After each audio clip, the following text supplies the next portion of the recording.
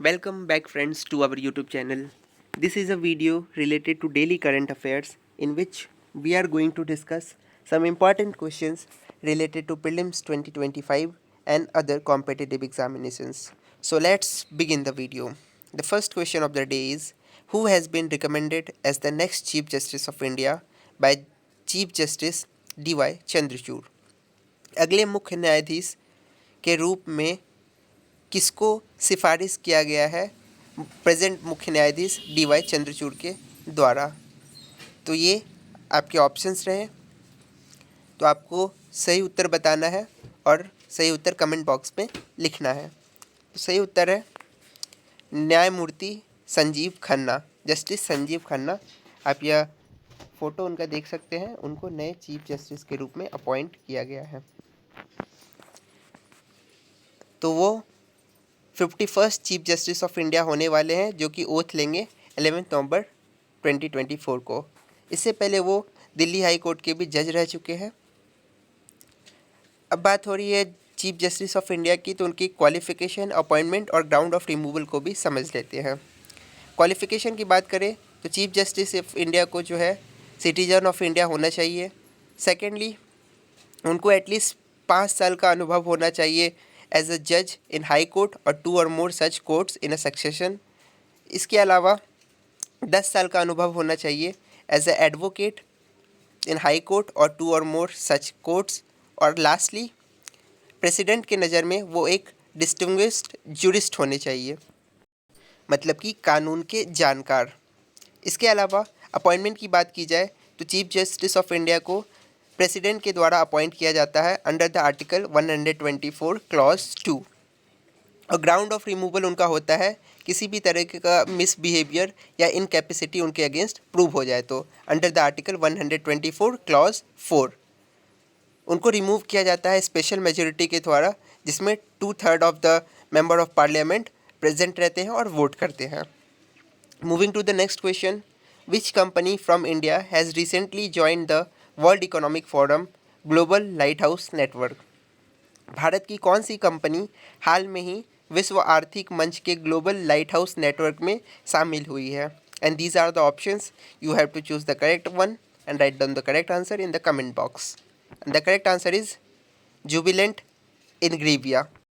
अब Jubilant Ingrevia जो है एक pharmaceutical, nutrition, agrochemical, consumer and industrial chemical company है, जो कि कस्टमाइज प्रोडक्ट और एक तरह का सॉल्यूशन प्रदान करती है, इनोवेशन, कॉस्ट इफ़ेक्टिव और एक क्वालिटी स्टैंडर्ड प्रोडक्ट के थ्रू। तो इसको जो है रिसेंटली वर्ल्ड इकोनॉमिक फोरम में भारत की तरफ से जोड़ा गया है।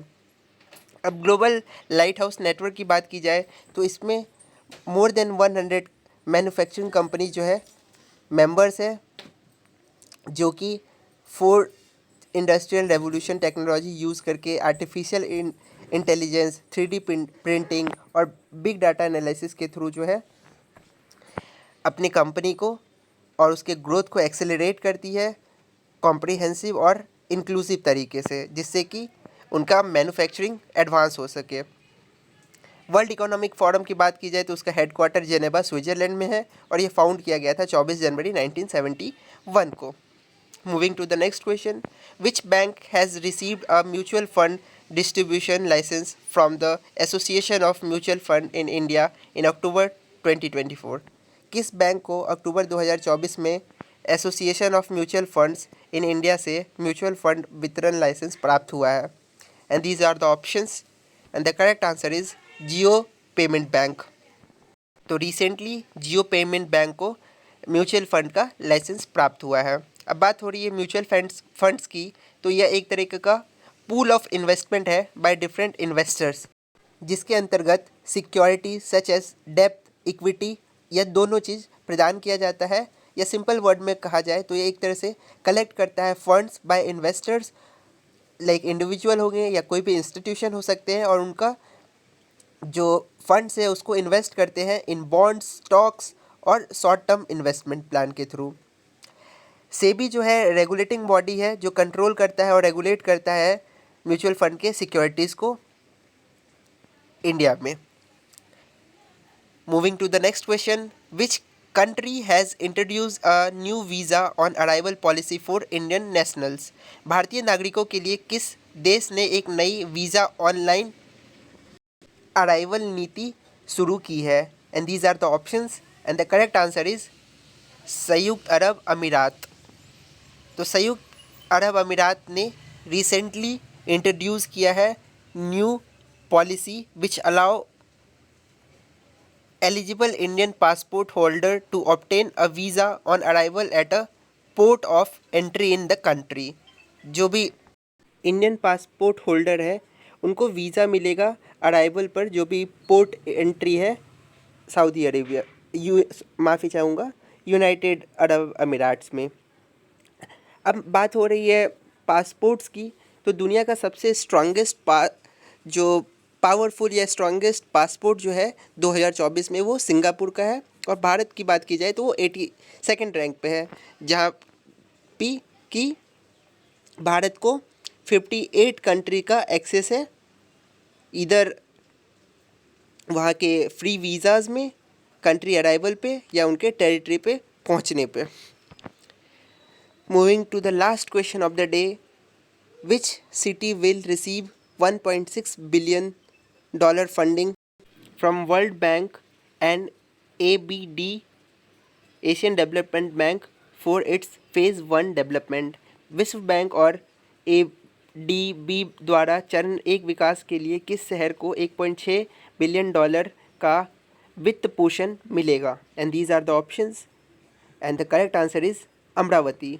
तो अमरावती को वर्ल्ड बैंक और एशियन डेवलपमेंट बैंक के द्वारा $1.6 बिलियन का फंडिंग मिलेगा इस शहर को विकसित करने के लिए। इसके पहले फाइनेंस मिनिस्टर निर्मला सीतारमन ने भी $15,000 करोड़, जिसके तहत अमरावती को as a capital city develop किया जाएगा और बूस्ट किया जाएगा वहाँ पे जो भी डेवलपमेंट एक्टिविटीज़ हैं। इसके अलावा अमरावती को यूनेस्को हेरिटेज साइट भी डिक्लेयर किया गया था 2014 में यूनेस्को को द्वारा।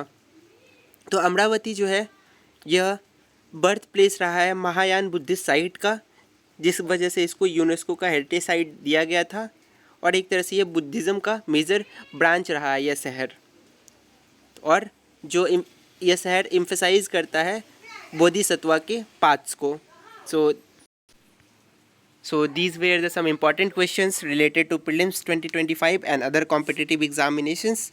Thank you for listening. Do subscribe our channel.